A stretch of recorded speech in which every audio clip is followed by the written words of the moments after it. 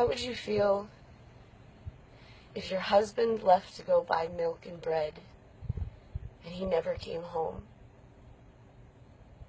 How would you feel if your daughter was shot in the eyes with a pellet gun and now she'll be blind the rest of her life? How would you feel if your sister was raped by a force that was occupying the streets of your town, your city?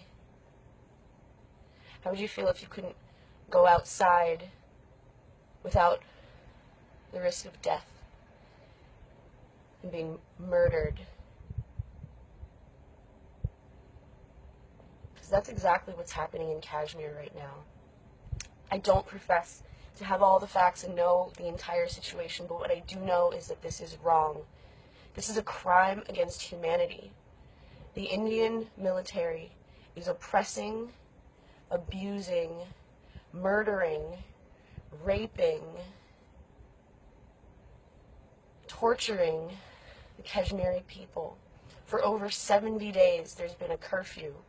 They're not allowed to leave their homes without risk of death. The internet has been shut off. Communications are being limited and controlled. People living in other countries cannot reach their families during this time. This is an awful time in Kashmir. I think the death count is now somewhere around 80, and the number of injured is somewhere around 12,000. That makes it over 150 people being injured every single day. I don't profess to understand all of the history and the situation, but what I do understand is that this is wrong. If you've seen my old videos, in my old studio, I have this carpet, this Kashmiri carpet. I made a couple of videos where I was laying on it and talking, and I had the wonderful experience of being in Kashmir for several months in total, and visiting these villages and people, and I met this family, and that's where I bought this carpet from. We sat on the floor and drank kava tea. The entire family is dead. All 13 people. They were killed by the Indian military. How is that okay? How can this possibly be justified? More violence is not the answer. Hurting people is not the answer. Causing more harm is not the answer to resolving the situation. I don't know what the answer is, but I do know that I cannot sit by quietly and hear what I'm hearing and not say anything. So I know I'm going to get a lot of shit from people for this video. Oh, how don't you dare say this? You don't understand. You don't understand. You know what I do understand? I do understand it's not okay to kill children for any reason. Are you justifying the murder of children? How could you? So I want my friends here in America and around the world to know that there is a grave human rights violation happening right now in Kashmir. It's being executed, and I do use that word literally, it's being executed by the Indian military. There is a very long and complicated and complex history and political issues. I get that. But that doesn't make it okay. That doesn't make this okay. So I don't know what the answer is, but I know that turning a blind eye to the situation is not something I could live with. And I want people to know, people need to know that something's not right. The cries of the Kashmiri people need to be heard.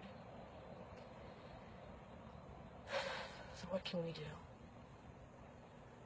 We can pray. We can pray together for peace in Kashmir. We can pray for the children. We can pray for the families. We can pray for the young people who are losing their lives every day. Most of the people who died are under 18.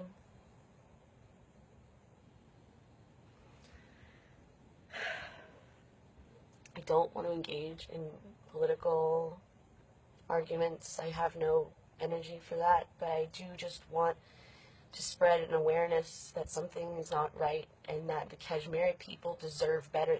No one deserves to be treated like this. No one deserves to be treated like this. Nobody. And the way to solve this is not through more violence. Only God can help them now. But God works through people.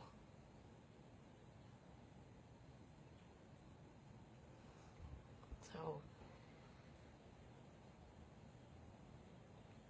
I love Kashmir.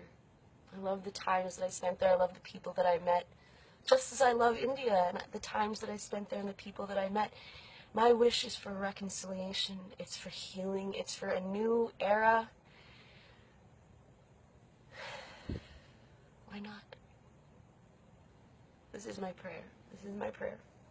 My prayer is for peace in Kashmir. All right. I send my love to you all, wherever you are, whatever you believe. And just be grateful. If today you can walk outside and go to the store and buy some food for yourself and your family,